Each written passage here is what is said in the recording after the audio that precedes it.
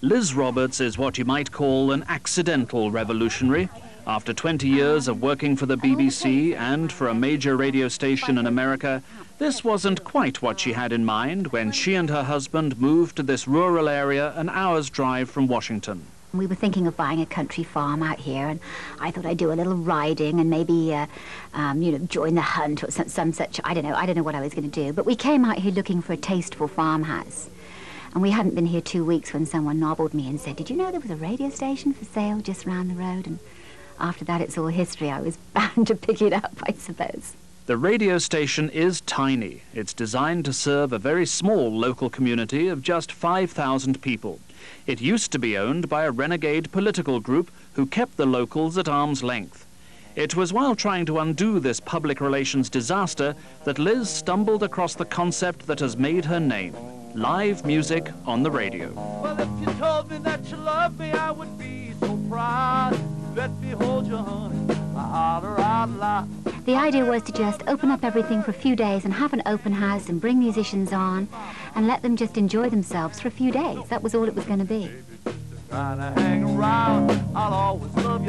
The response was so strong and intense and the talent so good that those few days spread into weeks, months, and now, 2 years later, live local music on the air is what makes WTRI and the town tick. We've had amazing moments of musicians coming in with tears in their eyes and saying, for 20 years I've been composing, I've been doing the circuit, no one's ever taken me seriously, and they're so thrilled to get airtime. They almost can't believe it. The radio business right across America is now sitting up and taking notice. Liz is often asked to go and lecture on how to return radio to its roots, and a university in Massachusetts has even built a media studies course around her. One guy said to me today, "This station is too good to be owned by an American." I think by that he means that, I've taken a lot of risks, and most people here play a business game, and they don't take a lot of risks. Stand by. Brook Farms, 5, 4, 3, 2, 1. Praise is nice, but it's advertising that pays the bills. Even here, Liz believes that keeping it local is what matters, so advertisers record their own commercials. We'd like to meet you, so call 703-822-5233. That was great. Oh, Jess, thanks. you wouldn't like to do a favor for me, would you? I was wondering whether you could double up as a congressman. We're going to do a little play here, a little radio soap. So I was thinking about the dear old BBC and well-known radio favourite programmes that exist there which get people listening every day. And it seemed to me that we could build a little radio soap about what it's like to live in the country with some thinly veiled characters that everybody would know, and then people would have to listen every day to find out. Some waiter says he spotted my look-alike leaving a gay bar on P Street. Turns out to be a complete load of horse stuff, but it's already cast a cloud. Shall I put you through? The station is mainly staffed by British expatriates. She's going to have a real quick chat with you.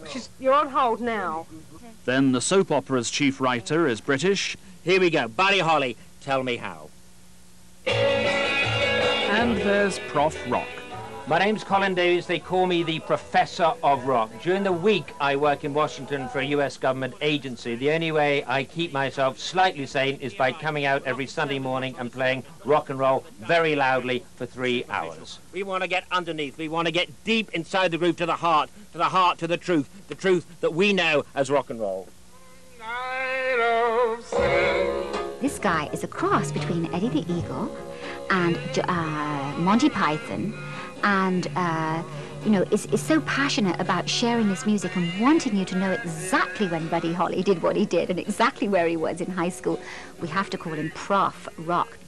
Liz has now managed to buy a massive new transmitter which will spread this kind of radio revolution way beyond the town limits of Brunswick as far as Washington, D.C. She may make it all look so easy, but turning American radio on its head, even accidentally, has been hard work. Someone said to me the other day, "What did you do in the Second World War?" So presumably I look a lot more haggard and stressed than I used to.